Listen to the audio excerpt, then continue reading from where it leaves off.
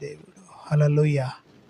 ప్రియమైన దేవుని సంగమా, ఎట్టి పరిస్థితుల్లో నీవు ఉన్నప్పటికీ కూడా దేవుడు చేరదీయటానికి సిద్ధముగా ఉన్నాడు. 11వ వచనం అంటాడు, యెహోవా నీ మార్గమును నాకు బోధించుము. ఏం చేయాలంట? యెహోవా నీ మార్గమును నాకు బోధించుము. బోధించే దేవుడు మన ప్రభు అయిన యేసుక్రీస్తు వారు.